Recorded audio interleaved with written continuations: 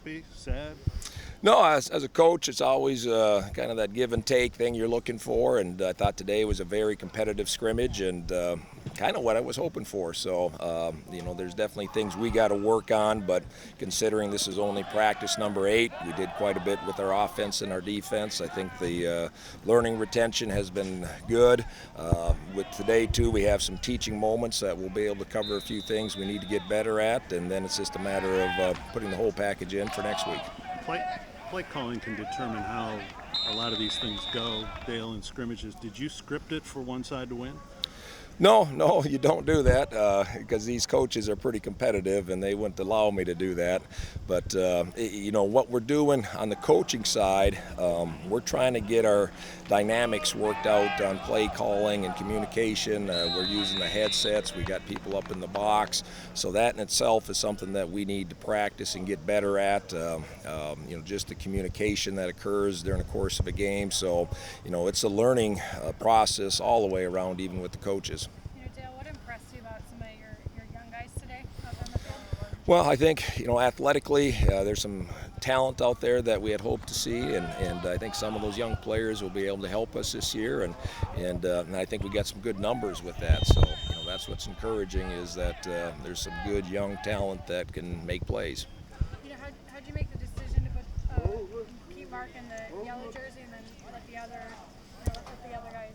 Well, it's a pretty easy decision. Mark has a whole season under his belt, and those other guys don't. And Matt McIntosh, his hamstring's a little tight, so there's no sense putting him at risk. And those other guys need live reps, and they play better when they are live. So we got to let them show us their game. Did you see what you wanted to out of the tempo as far as the first team offense? Well, we got to get better at that.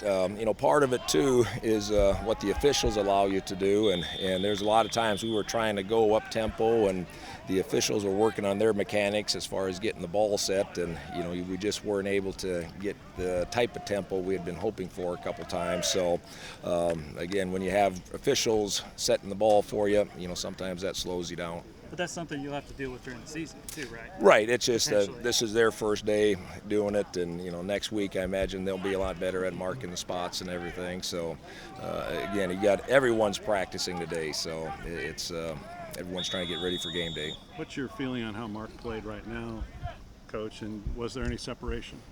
Well, right now we're very comfortable in Mark Ianotti's game. I think he's better than he was last year. His understanding of the offense is better.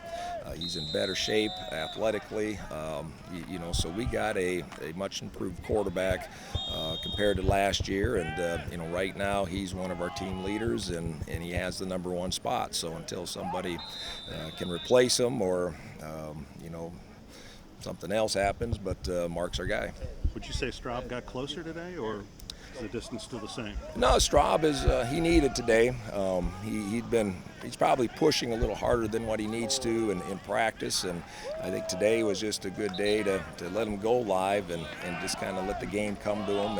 And I thought he had a real good day today, and that's the Straub that we've been looking to see. There weren't many long runs today. Does that say more about the defensive line or where the running backs are at this point?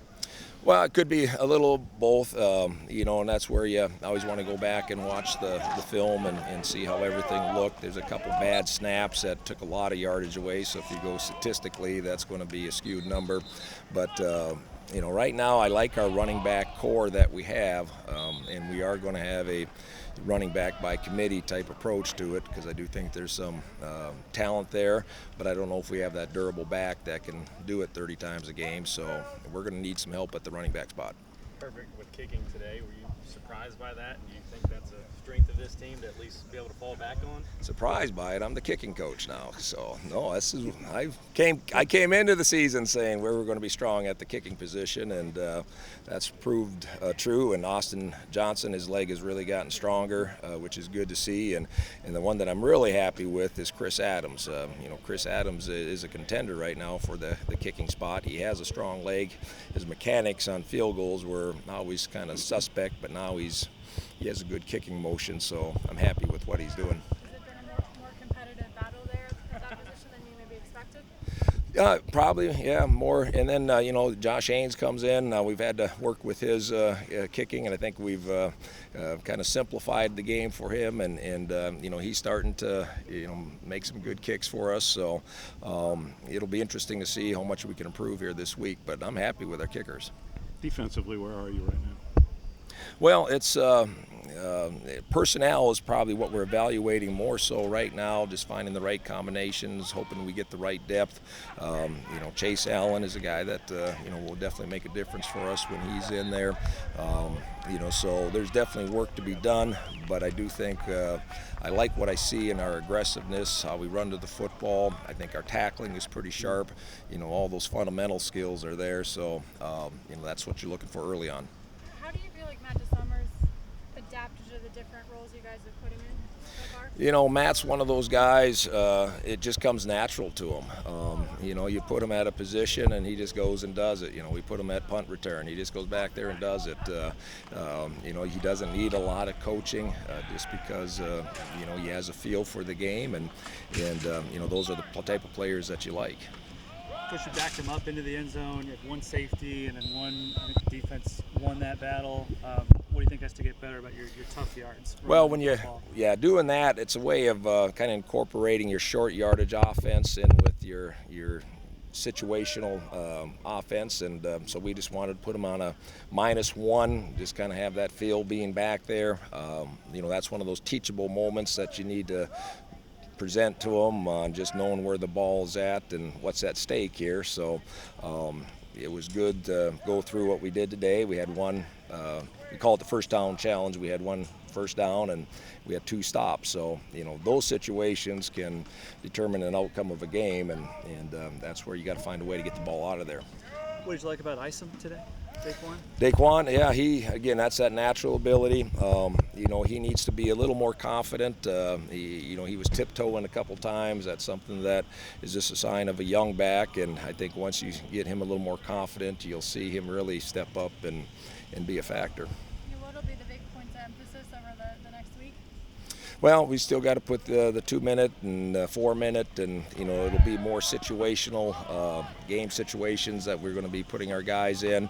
Again, our goal is to be at a pretty high level of execution, both offensively and defensively, by the end of next week, and really try to find ways to challenge them to see if that's genuine or not.